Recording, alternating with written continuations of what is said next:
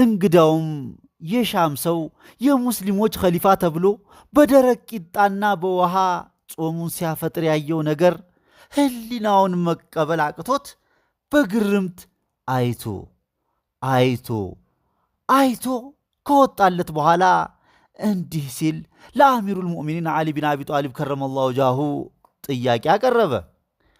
አንቱ የሙስሊሞች ኸሊፋ ሆይ፣ እኔ በሻም እያለሁ የክልል አስተዳዳሪው ሙአውያ ዘንድ በእንግድነት ገብቼ ከምበላው የማልበላው በልጦ ምግቡ ተትረፍርፎ ጥዬ ወጣሁ።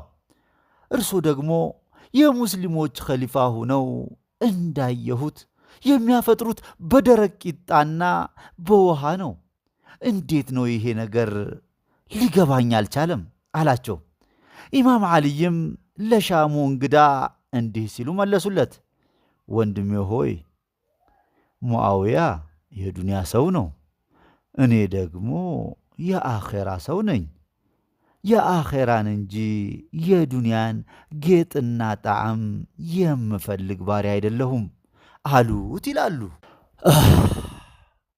ሱብሓነላህ ከማለት ውጭ ምን ይባላል ጎበዝ? እዚህ ጋር አንድ ግርምት ወይንም አስተውለቴን ለመናገር ፈለግኩ። ዛሬ ላይ በየቤታችን ለማፍጠሪያ በርካታ የምግብ አይነት ማዘጋጀት ሱናው የተያዘው አላህና ረሱላችን ከረገሙት ከሙአውያ ቢን አቢ ሱፊያን ነው። ስለዚህ ልናስብበትና ልናስተካክለው ግድ ይለናል። ረመዳን የጾም የመራቢያ ወር እንጂ የምግብ አይነት እያማረጥን የምናግበሰብስበት ወር አይደለም። ሌላው አንዱ ትልቁ ይህን የምግብ አይነት እህቶቻችን፣ ሚስቶቻችን፣ ልጆቻችን፣ እናቶቻችን በሚያዘጋጁበት ሰዓት እኛ ወንዶቹ 10 ጊዜ አኸተምን 12 ጊዜ አኸተምን እንላለን። እስኪ እንደው ይሄንን እህቶቻችን፣ ልጆቻችን፣ እናቶቻችን የሚያዘጋጁትን ማፍጠሪያ እናንተ አዘጋጁ ብንባል በሐቂቃው አንድ ጊዜ የምናኸትም ይመስላችኋል? ለነሱስ ቁርአን የመቅሪያ ሰዓትን ለምን አንፈጥርላቸውም? ይህ ሊሆን የሚችለው የምግቡ አይነት ሲቀነስ ብቻ ነው። ቁልፏ ነገር ይቺ ናት ጎበዝ። አሚሩል ሙእሚኒን ዓሊ ቢን አቢ ጣሊብ ዓለይሂ ሰላም ስለ ዱንያ የተናገሩት ደግሞ እንዲህ በማለት ነበር። ይህ በበይተል ማል የምታዩት ገንዘብ የኔ አይደለም፣ የፈጣሪያችን አላህ ነው። የኔ በሆነ ኑሮ ጨርሼ ባከፋፈልኩት በበተንኩት ነበር። ይህንንም ንግግራቸውን ኢብን አቢል ሐዲድ በሸርህ ነህጁል በላጋ ኪታባቸው ኹጥባ ቁጥር 126 ላይ የምናገኘው ነው። ልክ እንደ ዛሬው ሁሉ ሙስሊሙ ህብረተሰብ ሐራም ሐላል ሳይል ዱንያን ሲሰበስብ ሲያዩት ጊዜ አሚሩል ሙእሚኒን እንዲህ አሉ ይላሉ። እምናገረውን ነገር አዳምጣችሁ እንደምትተገብሩት ባውቁ ኖሮ ከማሩ ወለላ በላይ የጠራውንና የሚጣፍጠውን የአላህን መንገድ አሳያችሁ ነበር አሉ። በአንድ ወቅት አብደላህ ኢብን አባስ ወደ ዓልይ ቤት ሲገቡ ዓልይ የተቀደደ ጫማቸውን ሲሰፉ ደረሱ። አብደላህም የሙስሊሞች ኸሊፋ ሁነው የበይተል ማል በሚሊዮን የሚቆጠር ገንዘብ በእጃቸው ሆኖ ጫማ ሲሰፉ ማየታቸውን ያስተዋሉት አሚሩል ሙእሚኒን ዓሊ ቢን አቢ ጣሊብ ከረመላሁ ወጅሃሁ ለአብደላህ ኢብን አባስ እንዲህ ሲሉ ጠየቋቸው። አብደላህ ሆይ፣ ይህ የተቀደደ ጫማ ቢሸጥ ስንት ያወጣል አሏቸው። አብደላህም አሚሩል ሙእሚኒን ሆይ፣ አረ በነፃም ውድ ነው፣ ማንም አይፈልገውም ሲሉ መለሱ። ኢማም ዓሊይም እንዲህ አሉ። እኔ ዘንድ ይህ የያዝኩት ኸሊፋነት ወይንም ስልጣን ከዚህ ቀዳዳ ጫማ ያነሰ ዋጋ ነው ያለው። እኔ እሺ ብትሉኝ ወይንም ብሆን እወድ የነበረው ኸሊፋ ሳልሆን እንደው እስከ ዛሬ እንደነበርኩት ሁኜ ለሐቅ መታገልን ነበር አሉ ይላሉ። ይህንንም ንግግራቸውን ኢብን አቢል ሐዲድ በሸርህ ነህጁል በላጋ ኪታባቸው በኹጥባ ቁጥር 33 ላይ አስፍረውት የምናገኘው ነው። ፈጣሪያችን አላህ በተከበረው ቃሉ በሱረቱል ቀሶስ ቁጥር 83 ላይ ቲልከ ዳሩል አኺራ ነጅዓሉሃ ሊለዚነ ላ ዩሪዱነ ዑሉወን ፊል አርድ ወላ ፈሳድ ወለዓቂበቱ ሊልሙተቂን፣ ይህች የመጨረሻይቱ ሀገር ለነዚያ በምድር ውስጥ ኩራትንና ማመፅን ለማይፈልጉት እናደርጋታለን፣ ምስጉኒቱም መጨረሻ ለጥንቁቆቹ ናት ያለው የቁርአን አንቀጽ 100% ለአሚሩል ሙእሚኒን ዓሊ ቢን አቢ ጣሊብ ከረመላሁ ወጅሃሁ የገጠመ ሆኖ አግኝተነዋል ይላሉ ዑለሞቻችን። ሌላውና አንዱ የኢማም ዓሊ ማንነት ደግሞ ተዋዱዕ ወይንም ራስን ዝቅ ማድረግ መተናነስ ነው። ኢማም ዓሊ ከዛ የተራራን ጫፍ ከነካ ጀግንነታቸው ጋር እንኳን ለትልቅ ሰው አይደለም ለሕፃን ራሱ አንገታቸውን ዝቅ ያደርጉ ይተናነሱ ነበር ይላሉ። ኢማም ዓሊ ዓለይሂ ሰላም ስለ ተዋዱዕ እንዲህ ብለው ተናግረው እናገኛለን። አንድ ሰው ራሱን ዝቅ አያደርግም ወይንም አይተናነስም አላህ በልቅና ከፍ የሚያደርገው ቢሆን እንጂ።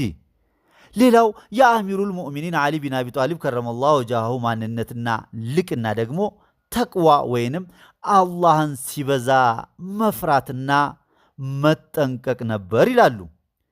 ሌላውም አስገራሚው የኢማም ዓሊ መለያ ደግሞ አርቆ ተመልካችነትና አሳቢነት ነበር። ለዚህ ማንነታቸው ብዙ ስራዎቻቸውንና ማረጋገጫዎቻቸውን ማቅረብ የሚቻል ቢሆንም ለዛሬ አንዱን እነሆ ልላችሁ ወደድኩ።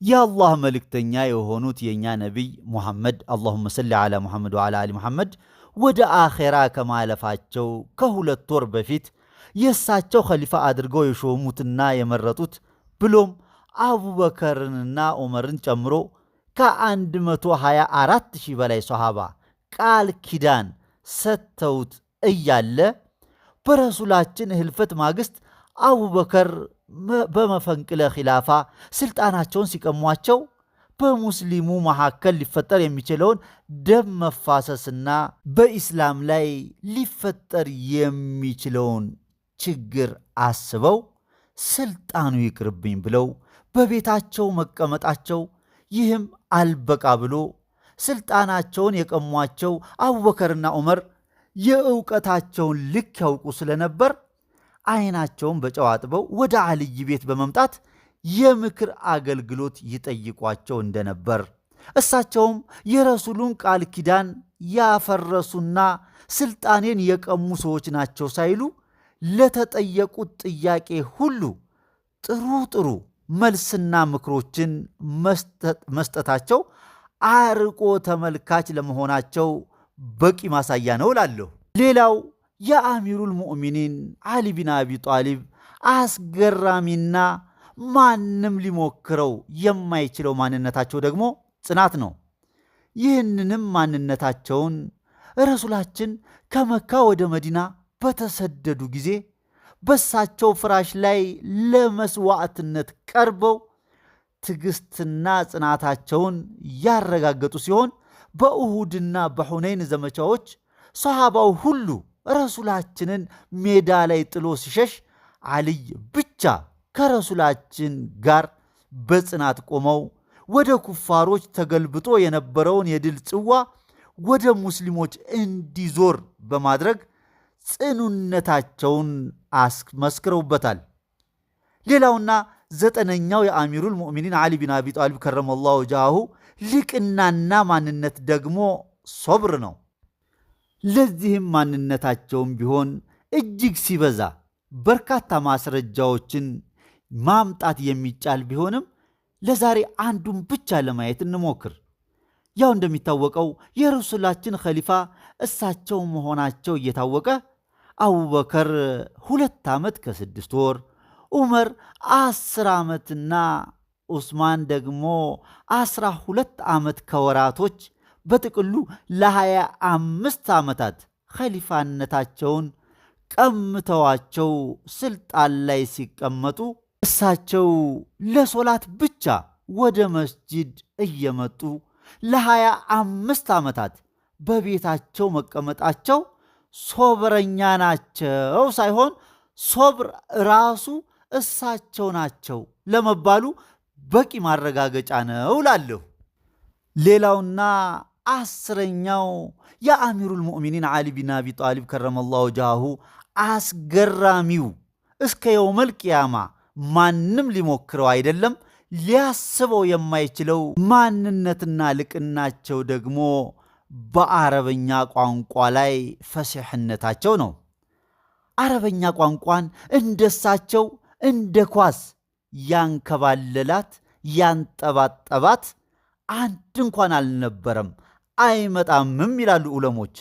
ስንቶቻችንን ኢማም ዓሊ ዓለይሂ ሰላም በአረበኛ ፊደላት ነጥብ ያላቸውን ፊደላት እንደ ባ፣ ታ፣ ታ፣ ጂምና የመሳሰሉትን ፊደላት ሳይጠቀሙ ሙሉ ኽጥባ ማድረጋቸውን የምናቅ። በተጨማሪም የአረበኛ ፊደል መጀመሪያ የሆነውን አሊፍን ሳይጠቀሙ ኹጥባ ያደርጉ እንደነበርስ የምናውቅ ስንቶቻችንን። ይህን የኢማም ዓሊይን ከረመላሁ ወጅሃሁ ኹጥባ ማግኘት የሚፈልግ ሰው ነህጁል በላጋ የሚለውን ኪታባቸውን ማንበብ ይጠበቅበታል እላለሁ። ለዚህ ነበር ውዱና ምርጡ የእኛ ነቢይ ሙሐመድ ሰለላሁ ዐለይሂ ወአሊህ ፈጣሪያችን አላህ በዱንያም ይሁን በአኼራ ተቆጥሮ የማያልቅ ልቅናን ለዓሊይ አጎናጽፎታል በማለት የምስክርነት ቃላቸውን የሰጡት። ይህንኑ የረሱሉን ምስክርነት ቃል ሰሃቦች ዑስማን ኸሊፋ በነበሩ ጊዜ እንዲህ በማለት አረጋግጠውት እናገኛለን። ዓሊ ሆይ አንተ እኮ የመጀመሪያው ሙስሊም ነህ፣ የመጀመሪያውም ከረሱሉ ጋር ለሶላት የቆምክ አንተው ነህ። ስለ ዕውቀትህ በረሱላችን የተመሰከረልህ አንተ ነህ። ስለ ጀግንነትህም ማውራት አይጠበቅብንም፣ ሁላችንም ቢሆን የምናውቀው ጉዳይ ነው። አንተ እኮ ለረሱላችን በቤተሰብነትም ይሁን በአማችነት የቀረብክ ነህ። እኛ የማናውቀውን ሁሉ ታውቃለህ። ስለሆነ ነገር ለአንተ ለመናገር ወይንም ለማስረዳት መሞከር ማለት ልጅ ለእናቷ ምጥ አስተማረቻት ይሆንብናል። ከረሱላችን ሰሃቦች ልቅናን የተባለ ሰብስበህና ጠራርገህ የወሰድክ ብቸኛው ሰው አንተ ነህ ማለታቸውን ኢማሙ ጠበሪ በታሪኹ ረሱል ወልሙሉክ መጽሐፋቸው በአራተኛው ሙጀለድ ገጽ 337 ላይ አስፍረው የምናገኘው ነው። ኢማም ዓሊይም በበኩላቸው የረሱላችን ቤተሰቦች ከማንም ጋር ለንጽጽር የሚቀርቡ እንዳልሆነ የተናገሩትንም ንግግር በሰፊው በሸርሑል ነህጁል በላጋ ኪታብ በኹጥባ ቁጥር 2 ላይ ሰፍሮ እናገኛለን። ይህንኑ ንግግር አብደላህ ኢብን ዑመር አንድ በደዊ ስለ ረሱል ሰሃቦች ደረጃ በጠየቋቸው ጊዜ እንዲህ በማለት መልሰውለት ነበር። አንደኛ አቡበከር፣ ሁለተኛ ዑመር፣ ሶስተኛ ዑስማን ብለው ዝም አሉ። በዚህን ጊዜ በደዊው ወይንም ባላገሩ እንዴ ዓሊይስ ብሎ ጠየቃቸው። አብደላህ ኢብን ዑመርም ዓሊይ እኮ አህለል ቤት ነው፣ ከሰሃባ ጋር አብሮ አይመዘንም፣ ለንጽጽርም አይገባም አሉት ይላሉ። ይህንንም የአብደላህ ኢብን ዑመር ንግግር በርካታ ኪታቦቻችን በሶሒህነት አስፍረው የምናገኘው ነው። ዛሬ የዳዕዋው ጉዳይ ወይንም ኹጥባውም ዑለሞቻችንም የሚያስተምሩን ነገር በአጠቃላይ በበኒ ኡመዮችና በበኒ አባስዮች ፋብሪኬትድ ሐዲሶች ላይ ከመመርኮዙ በፊት በጀነት የተመሰከረላቸው የረሱሉ ሚስጥረኛ የተባሉት እንደነ ሁዘይፋ ኢብኑል የማኒ አይነት ታላላቅ ሰሃቦች ወደ አኼራ ሊያልፉ ሲሉ ልጆቻቸውን አንድ ነገር ነሲሓ ይሉ ነበር። ይህም ነሲሓ ምንድነው ካላችሁ አሚሩል ሙእሚኒን ዓሊይ ቢን አቢ ጣሊብን አጥብቃችሁ ያዙ፣ ተከተሉት የሚል ነበር። ይህንንም ወስያቸውን በአልሙስተድረክ አላ ሶሒሐይን ኪታብ በሦስተኛው ሙጀለድ ገጽ 380 ላይ ሰፍሮ የምናገኘው ነው።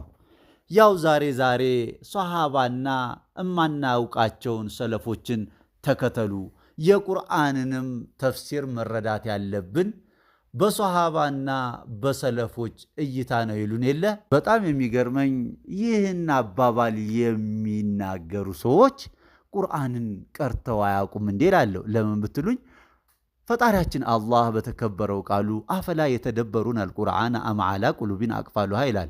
ቁርአንን አያስተነትኑም እንዴ? ልቦቻቸው ላይ ቁልፍ አለ፣ የተዘጋ ነገር አለ እንዴ ይላል። እኒህ ዓሊሞች ቁርአንን መረዳት ያለብን በሰሃባና በሰለፍ አስተሳሰብ ነው ያሉት። ይህንን እና መሰል የቁርአን አንቀጾችን አንብበው አያውቁም ማለት ነው። አላህ ሂዳያውን ይስጣቸው። እዚህ ጋር ለሁሉም ሙስሊም ለማስተላለፍ የምፈልገው መልእክት ቢኖር ውዱና ምርጡ የእኛ ነቢይ ሙሐመድ ሰለላሁ ዐለይሂ ወአሊህ ነገ በቂያማ ቀን አላህ ወፍቆት ጀነት ለሚገባ ወንድ ሁሉ አለቆቹ ሐሰንና ሁሴን ናቸው። እነሱም በጀነት ውስጥ የሚበልጣቸው ደግሞ አባታቸው አልይ ነው ብለዋል። ስለዚህ እዛ ሂደን አለቆቻችን ጋር ከመገናኘታችን በፊት እዚሁ የጀነት አለቆቻችን ስለሆኑት ስለ አልይ ሐሰንና ሁሴን ታሪክ በደንብ ማወቅ ይኖርብናል እላለሁኝ። ሴትም ከሆንሽ ነገ በአኼራ ጀነት ስትገቢ አለቃሽ ፋጢመቱ ዛህራ ዓለይሃ ሰላም መሆኗን አውቀሽ ዱንያን ሳትለቂ በፊት ስለ ጀነቷ አለቃሽ ከእስከ ማለትም ከመወለዷ እስከ ወፋቷ ድረስ ያለውን ታሪኳን ማንነቷን ማጥናት ይጠበቅብሻል እላለሁ። ልብ ያለው ልብ ይበል እላለሁ ያ ቀን ሳይመጣ